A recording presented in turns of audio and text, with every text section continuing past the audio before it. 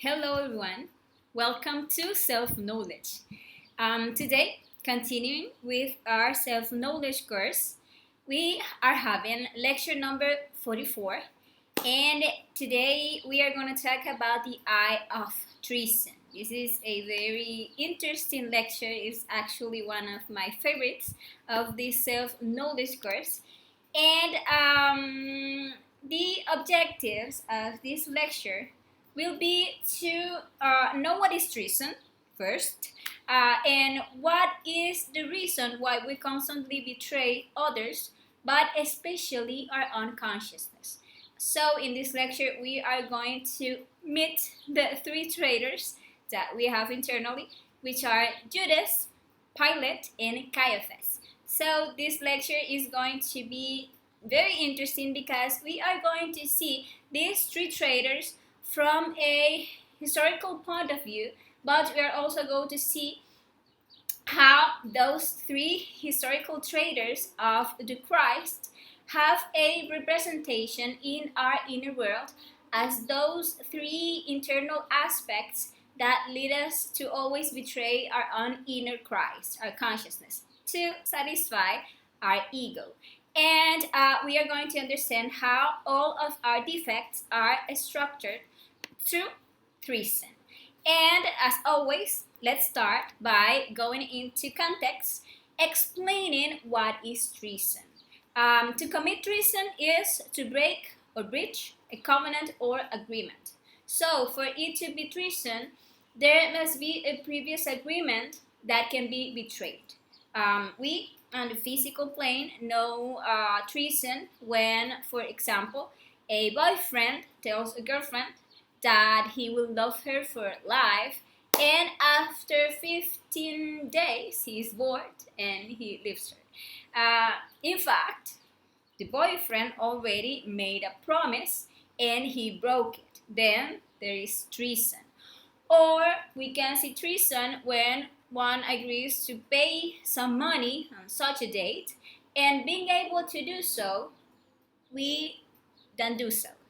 Obviously, there is treason since a pact is being breached. So, to be clear, treason is to violate or breach a pact or a commitment that we have. Now, the important thing is to know that we all came from the absolute with a purpose. We are not here as visitors or tourists. Each one of us descended into physical manifestation to achieve mastery, to achieve the self-realization of our own inner being, to achieve the awakening of 100% of our consciousness. So we all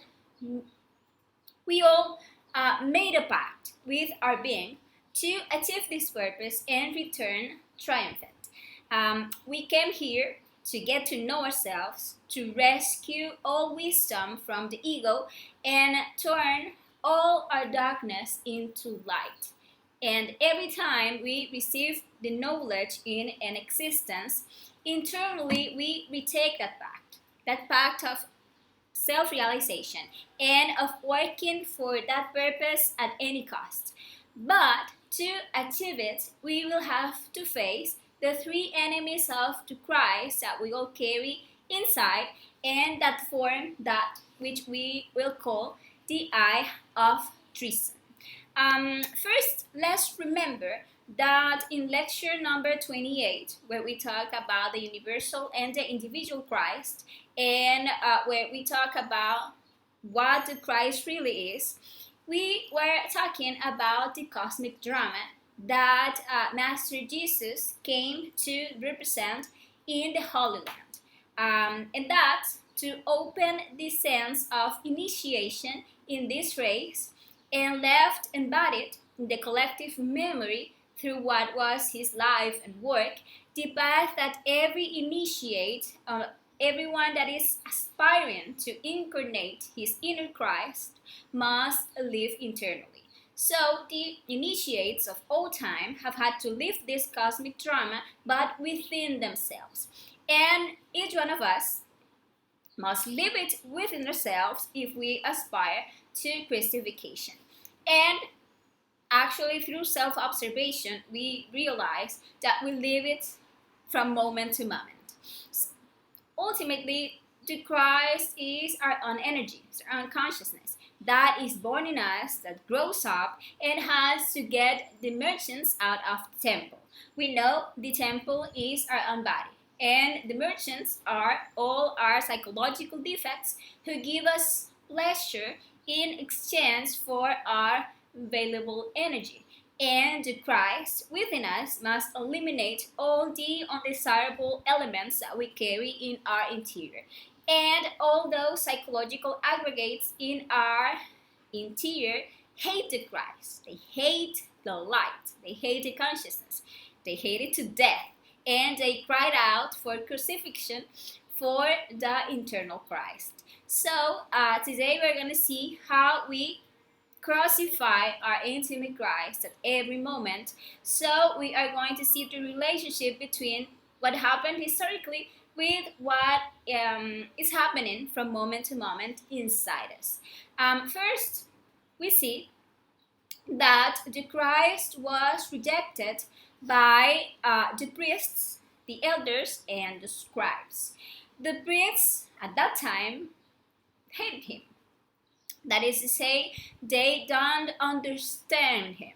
They want the Lord of perfections to live exclusively in time according to their unbreakable dogmas. And the elders, that is the inhabitants of the earth, the good owners of the house, the judicious people, the people of experience, they actually hate the red Christ, the Christ of the Great Rebellion, because he leaves the world of his habits and old-fashioned customs, so reactionary and petrified in many yesterdays. And the scribes of the temple, the rogues of the intellect, they abhor the intimate Christ because he is the antithesis of the Antichrist, which is the intellectualism. He is declared enemy of all that heap of university theories that abound so much in the markets of bodies and soul. And likewise, to develop our inner Christ, we have to face our own priests, our own elders, and our own scribes of the temple. Our priests, or our internal priests, are all our fanatic selves and all our puritanical, celibate, sex-hating selves that reject to see that to develop the inner Christ, it is necessary to make a sexual work. Also, we need to face and to work our own elders, like our inner good owners of the house, our inner judicious people. And they represent our customs, our beliefs, our dogmas that are actually stumbling blocks when we want to develop our consciousness above what is morally or socially established. And we also have to face the scribes of our temple. And they represent our intellectual eyes, full of theories, full of concepts, full of doubts and skepticism that don't allow us to open ourselves to practice and to the direct experimentation of reality. Those are strong adversaries that we are going to have to confront internally in order to start down this path. But once we decide to take the path of initiation, we will realize that within us, in our own psyche, exist the three traitors. Judas, which is the demon of desire, Pilate, which is the demon of the mind, of the justifications, and Caiaphas, which is the demon of ill will, that will constantly be leading us to betray this path. And as I was saying, the first traitor is Judas. Historically, we know Judas as that disciple of Master Jesus who betrayed him by selling him for 30 silver coins, and who later commits suicide by hanging himself with a donkey lasso. But it is important to clarify that Master Judas only represented the character of traitor in the cosmic drama. But he himself is a self-realized master who has or who was at that time aware of his role in the cosmic drama. So he was awake at that time. And he consciously agreed to collaborate with Master Jesus, taking on that difficult role of representing that traitor that is inside us, the demon of desire that we all have. And we can actually invoke Master Judas in the astral plane and corroborate that he is a master and receive interesting and important teachings from him.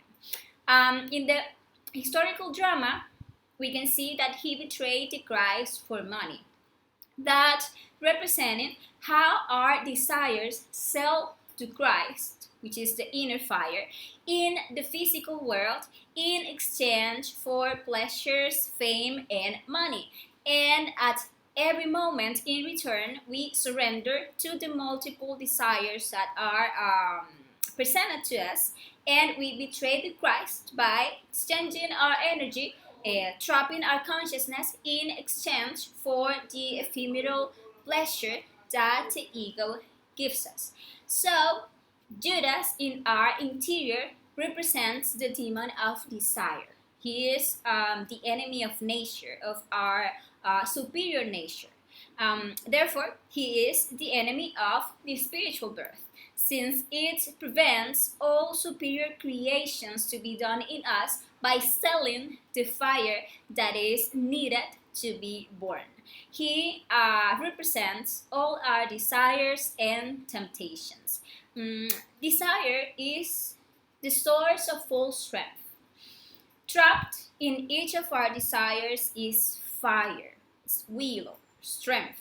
And if we don't deny our desires, we will not have the fire that we must bring to our practices of sexual transmutation.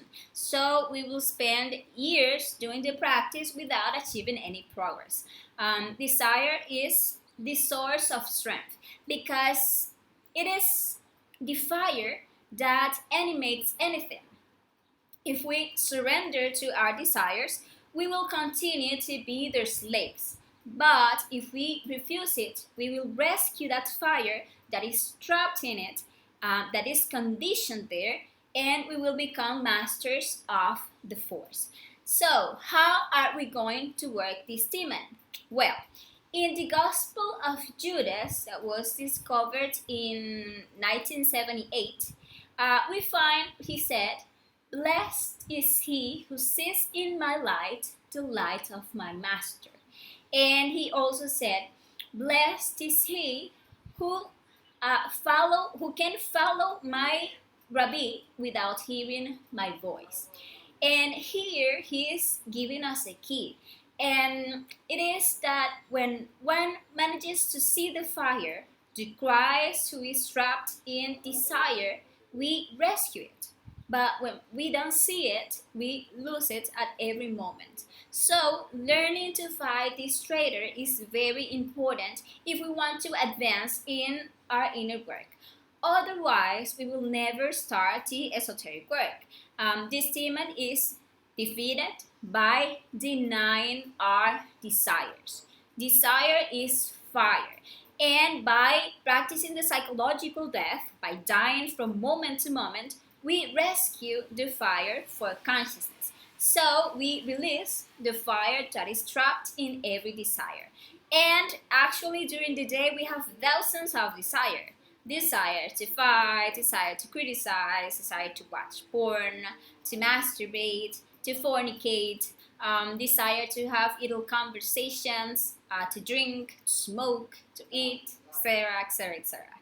And trapped in each of our desires is a portion of our Christic fire, of our consciousness, that we must rescue. So if we defeat him, we will be able to start to create. Well, now let's see the second traitor. That is Pilate. We know him historically as the Roman governor of Judea. And he betrayed Christ, condemning him and then declaring himself innocent of this, blaming others for his decision. He made the people choose between Barabbas and the Christ. And when people choose the freedom of the thief in exchange for that of Christ, he just washed his hands, making himself look blameless. And that is what our inner Pilate does all the time, which represents the demon of the mind, the demons of the justifications.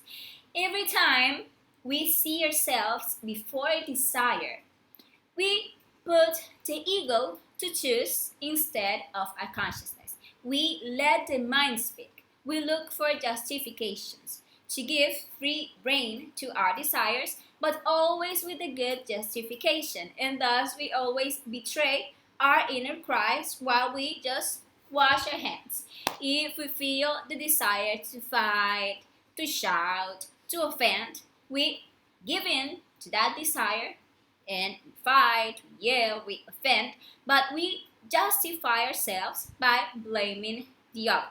That we did it because he treated us badly first, or because we were in a moment of discomfort, or because we were upset, etc. We always have an excuse.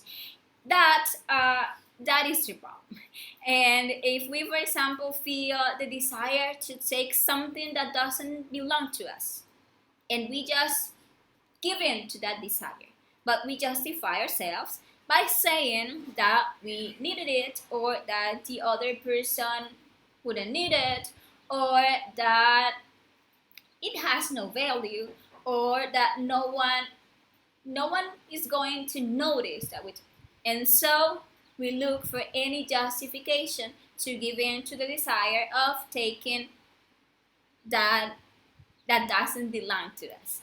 Or let's say that we feel the desire to spill our sexual energy, and we go and do it, and we justify ourselves with the fact that it will be the last time, or that achieving chastity is very difficult. In short, with any excuse not to deny ourselves the desire, and we all the time end up betraying our unconsciousness. That is hand washing. Whenever we are faced with any situation and we give in to our desires, we just justify ourselves. We identify ourselves with the problem, and we always find excuses for not working on ourselves, for not eliminating our defects. We always have a justification. Our mind contains lots of concepts that support and justify our bad actions. And this traitor is like the intermediate process between desire and action, which is the ill will. He is the one that allows us to go from desire to the ill will. He is the enemy of wisdom, because through understanding and elimination of a defect, we take the wisdom out of it. So this demon is the enemy of wisdom because he always finds ways out, evasions, justifications to remain the same. So this demon doesn't allow us to die in ourselves because we are never guilty. The guilty are always others, or life, or God, but not us. So we are going to fight this demon, and how we're going to do it. So how are we going to fight it? So we stop betraying our unconsciousness through constant justification. Where? Easy. We must stop justifying ourselves. We have to ruthlessly judge ourselves. We must not accept loopholes. We must become serious with our inner work. We shouldn't continue feeding the intellect with so many theories, with so many concepts, so many books, so we are able to integrate our mind. Let's remember that the best way of thinking is not thinking. And with all the intellectualism, the mind has degenerated and is no longer silent. So Actually, our mind should be in charge of judging every defect. So we must know that if we want wisdom, we need to, or we are going to achieve it through the psychological death. Wisdom comes with death. And when we ask for death, for a defect, it liberates light, which is wisdom, and fire, that is love. And this demon prevents psychological death because we always blame others.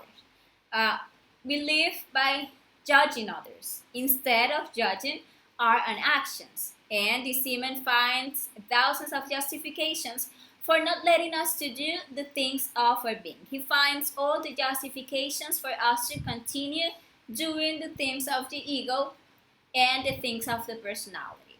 And this demon is defeated by not justifying ourselves and ruthlessly judging us. And by defeating him, in exchange, we regain wisdom. And, well, the third and the most dangerous traitor is Caiaphas.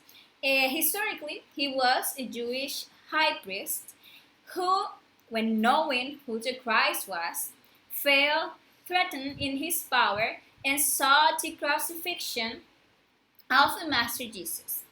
He knew who Jesus was, and yet he condemned him. He acted awake and ill will, and he represents ill will in us, as it is manifested when, knowing what we shouldn't do, we go and we do it. And when knowing that we should do something, we don't do it. So in our interior, Caiaphas represents that third head of treason, that is the demon of the ill will, the one that is manifested after we felt a desire, we justify it, and we end up acting against our consciousness, against the development of our inner Christ by doing what the ego wants or by not doing what we should do in favor of our being. He is the most dangerous because karma is generated here, not in the desires, not in the mind, but in what we do against others and what we don't do in favor of others. And he is the enemy of the truth. If the truth is the being, let's say that he is the enemy of the development of the being, and he wants to prevent us from doing the work of the being every time. He represents our words, our actions, and our omissions in the field of facts. He makes us promise and do not fulfill what we have promised. He makes us waste our time on evil things that are not of the least importance. He doesn't let us to practice anything. He wants to self-realize but without working. And this demon is especially an enemy of the sacrifice for humanity because he doesn't let us do. For this reason, for this demon, we always have goodwill for wasting time on the cell phone, on social networks, looking at memes, watching videos, playing for hours, having willingness to watch television, to watch series on Netflix, or for the video games, or very goodwill for parties and rebels, goodwills for subjective work, willingness to sleep and rest, yes, willingness to fornicate, to adulterate, but for the things of consciousness, we are lazy, sleepy, yawning. But to talk for hours, for watching TV, for wasting time on networks, for going out, for anything that is attractive to the ego, we get encouragement from when there is none.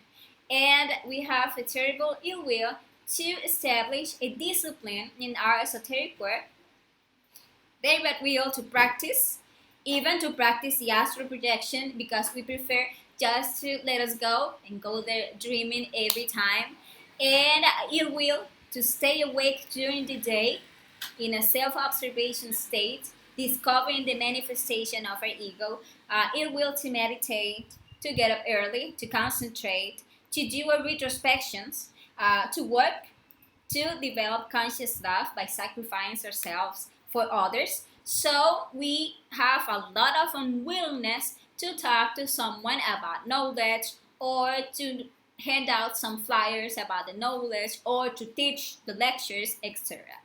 And we must make a work against our own ill will if we want to advance in this work.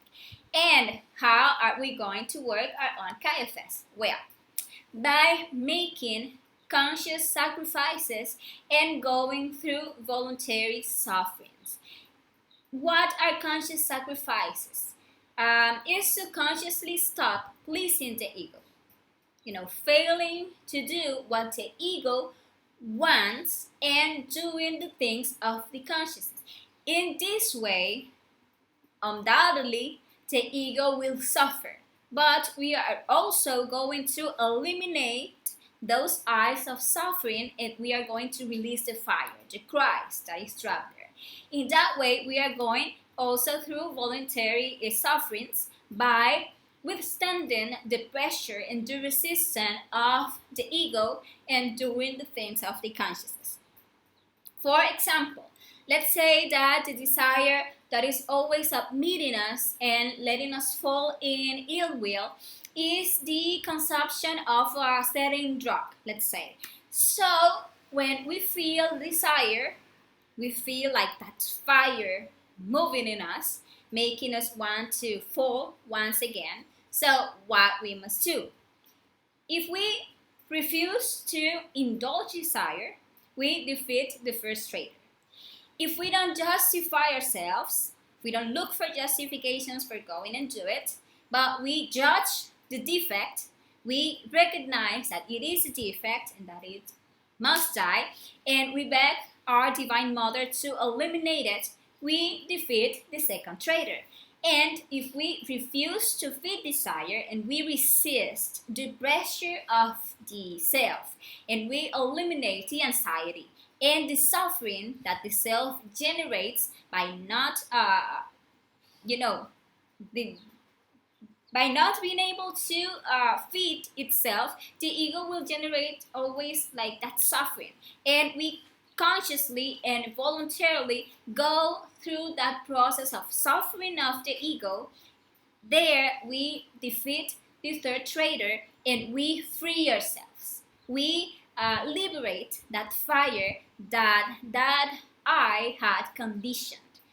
We don't surrender our energy to be crucified by this ego of the drug in this case, but rather we liberate it.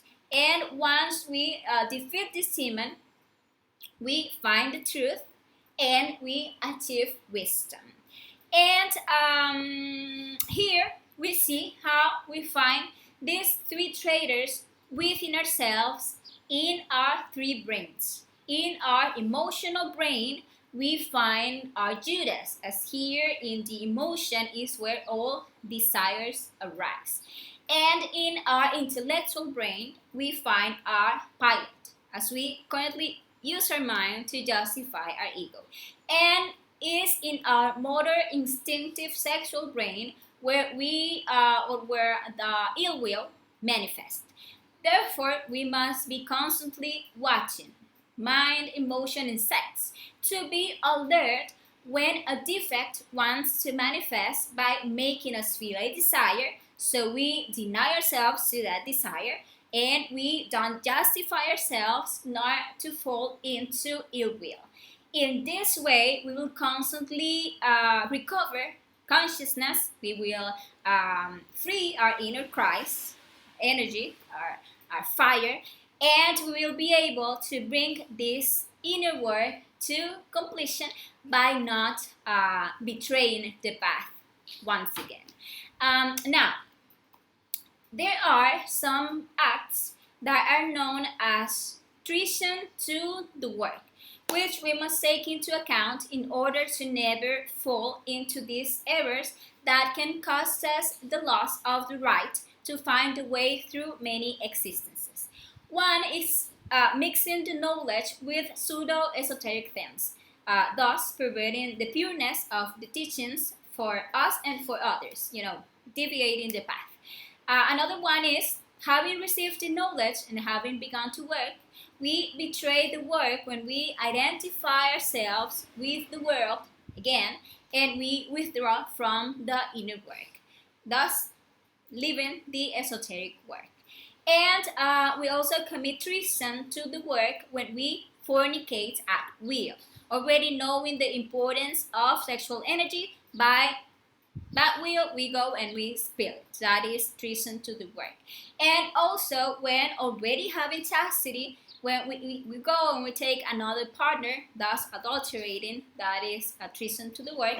And we betray the work when before the decision of the path, that is proposed to us at the beginning of the fifth initiation, we choose the path of the nirvana instead of the direct path, thus betraying our intimate Christ. And well, this has been today's lecture. I hope you found it as useful and as interesting as it is for me. And remember that all our eyes are traitors. They lead us all the time to betray our own energy and our own consciousness. Therefore, in the end, all selves are judged for treason. And as always, I leave you with the invitation to the next lecture, a very useful lecture in which we will talk about what we must do so that the practices give us positive results. In this lecture, we will analyze the different aspects that may be preventing us from developing the practices, and we are going to see how we can solve them. So, see you next Sunday with that important lecture, and have a very great